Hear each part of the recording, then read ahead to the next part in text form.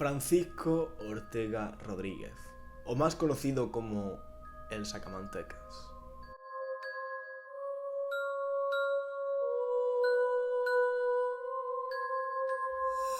Gádor es un pequeño pueblo del Valle del Andarax, en la provincia de Almería, ubicado a 15 kilómetros de la capital. A pesar del tiempo transcurrido, todavía se recuerda con espanto el crimen que cometieron varios de sus vecinos. El impacto psicológico que causó en la población fue tan traumático que dio lugar a la leyenda del hombre del saco, también conocido como el Sacamanteca o Asustaniño. El esfuerzo por enterrar esa historia de terror de su pasado ha resultado inútil hasta la fecha. Sobre el año 1900, la construcción de nuevas carreteras y la llegada del ferrocarril puso en movimiento a cientos de personas que eran extrañas en aquellos sitios a los que llegaban. Esto generó un sentimiento de desconfianza hacia los forasteros por parte de las comunidades cuyos miembros se conocían de toda la vida. De los desconocidos se temían raptos, robos, asesinatos y toda clase de cosas propias de delincuentes y aventureros sin escrúpulos que se mantenían en el anonimato. La leyenda del hombre del saco fue de alguna manera resultado de esta psicosis popular hacia los que venían de fuera. Paradójicamente, los crímenes más sangrientos lo protagonizaron quienes habían nacido y se habían criado en los lugares donde se cometieron esos delitos tan locos. La superstición fue otro de los elementos decisivos para conformar el perfil del temido Sacamantecas. Durante el siglo XIX se daba por cierto que la sangre era fuente de la vida, que los huesos humanos y las momias pulverizadas eran energéticos revitalizantes. ¡Qué asco! Con los elementos que aportaban se fabricaron pócimas que se vendían en farmacia o eran elaboradas y vendidas por sanadoras y curanderos. Ninguna clase social se vio libre de estas creencias. Se pagaban grandes sumas de dinero para conseguir tales remedios que estaban, en la mayoría de casos, solo al alcance de los más ricos. Por otra parte, la revolución industrial y la ingente cantidad de maquinaria que trajo consigo hizo que la grasa animal se hiciera producto imprescindible para su mantenimiento. Se decía que la del ser humano era más compacta y eficaz para esas necesidades, por lo que se forjó la creencia de que algunos empresarios contrataban sicarios para secuestrar y matar a toda clase de personas y obtener de ellas sus mantecas, es decir, la grasa humana que se extraía de sus vísceras.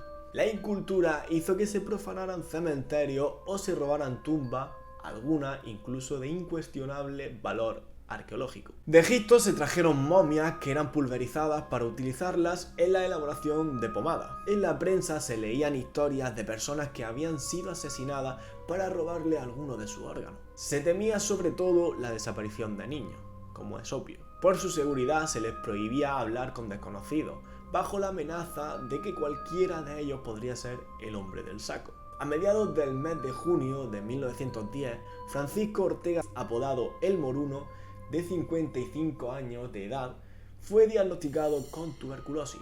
Agricultor de profesión, rudo y mentalidad primitiva, se obsesionó por su salud, temiendo que la enfermedad acabara con su vida. Aconsejado por su esposa Antonia López Delgado, decidió acudir a la curandera Agustina Rodríguez González, que tenía la fama de conocer remedios eficaces obtenidos a base de plantas, sustancias animales y todo tipo de compuestos relacionados con la tradición santera de la comarca. En la zona de la Alpujarra y la Sierra de Gádor, sus habitantes confiaban más en estos remedios caseros y ancestrales que en los que facilitaba la medicina oficial. Así pues, Francisco Ortega se puso en contacto con Agustina Rodríguez, la sanadora de Gádor. Sin embargo, los primeros resultados de su tratamiento no fueron los deseados. Ante las quejas de su cliente, Agustina le dijo que para conseguir la mejoría más notable tendría que pagar una fuerte suma de dinero y asumir las consecuencias de lo que tuviera que hacer. El enfermo dijo muy decidido estar dispuesto a todo. Habló entonces Agustina con Francisco Leona Romero, que era un barbero de 75 años de edad que también tenía fama en la región de practicar el curanderismo. De hecho, rivalizaba en prestigio con otros personajes de la provincia de Almería y Granada, como el Salivilla, que realizaban con éxito aparente las mismas prácticas. Se reunieron los tres para ponerse de acuerdo en la búsqueda del remedio. Según consta en el sumario, podemos reconstruir el siguiente diálogo. «Yo tengo el remedio, Moruno», dijo Francisco Leona. «¿Cuál?», preguntó el enfermo. Es necesario que te bebas la sangre de un niño robusto y sano, pero la sangre tiene que estar caliente según vaya brotando. Y luego tendrás que ponerte en el pecho cataplasma, fue la respuesta.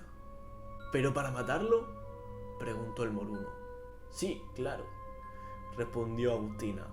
Entonces no, me castigará Dios, fue la contestación de Francisco Ortega. Tú verás, sentenció Leona. Después de unos minutos de permanecer pensativo, exclamó: mi salud antes que Dios.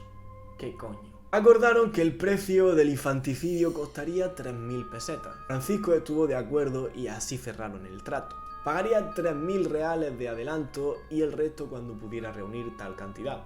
El macabro negocio se puso en marcha. Los curanderos se encargaron de localizar a la víctima y de preparar el ritual.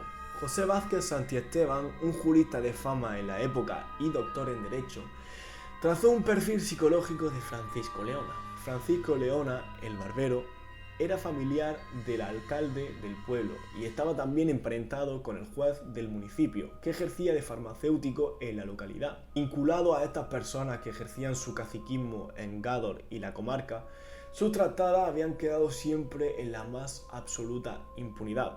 Por su parte, Agustina estaba casada con Pedro Hernández Cruz. Contaba con una familia numerosa, capaz de hacer cualquier cosa por dinero.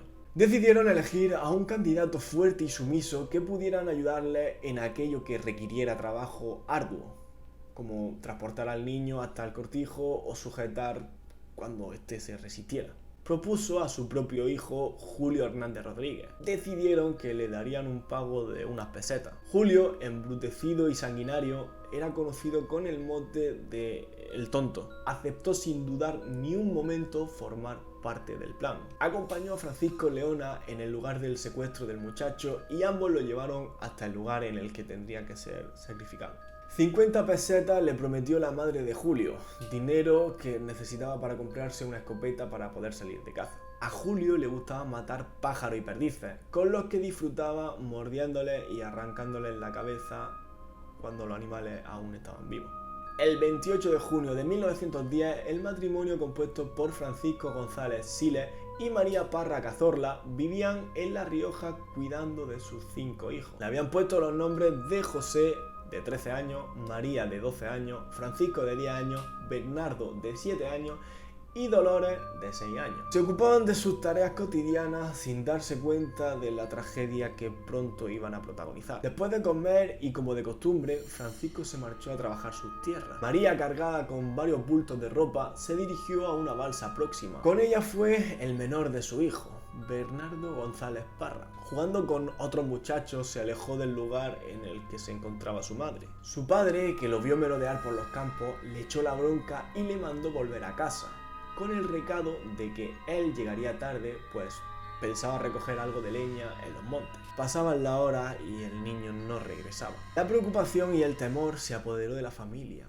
que dio la voz de alarma entre sus conocidos. Y tras una búsqueda inútil en la que participaron casi todos los vecinos del pueblo, el matrimonio decide viajar hasta Gádor y dar parte de la desaparición en el cuartel de la Guardia Civil. A las 4 de esa misma tarde, Julio, el tonto, se presentó a declarar en el cuartel que había encontrado el cadáver de un niño cuando seguía a un pollo de perdiz. El sitio del hallazgo se localizó en el barranco de El Pilar del paraje de Las Pocicas, a 5 kilómetros del pueblo, pero ya en el término municipal de Benadux. Explicó que el cuerpo del chiquillo estaba cubierto de piedra y matojo, destrozado con múltiples heridas. Acompañados de algunos cabreros que conocían bien el barranco y por gente del pueblo, la Guardia Civil se dirigió al lugar señalado. En un hueco de la roca, tal y como había denunciado el tonto, apareció el cadáver del muchacho, terriblemente mutilado. Los primeros indicios parecían indicar que su muerte no se había producido allí. El boca a boca del pueblo fue muy rápido. Rumores y especulaciones señalaban como sospechoso a Francisco Leona, pero este supo defenderse con excusas que fueron confirmadas por diferentes testigos del pueblo. Todas las pruebas parecían indicar prácticas de vampirismo y superstición, por lo que Francisco Leona seguía estando en el punto de mira de las autoridades que investigaban el suceso. Cuando este, con idea de dejar de ser el centro de atención, sugirió que el asesino podía ser Julio, el tonto, Las circunstancias empezaron a ponerse en contra. La Guardia Civil nunca creyó que el propio asesino facilitara el lugar en el que había escondido el cadáver, así que optaron por no hacerle caso. Sin embargo, otro hecho le indujo a pensar que el acusado Francisco Leona pudiera saber algo más sobre el asunto, o estar implicado de alguna manera. Un habitante del pueblo se presentó ante los investigadores que se ocupaban del caso y relató cómo Julio, el tonto, comentó que había visto a Francisco Leona, el barbero,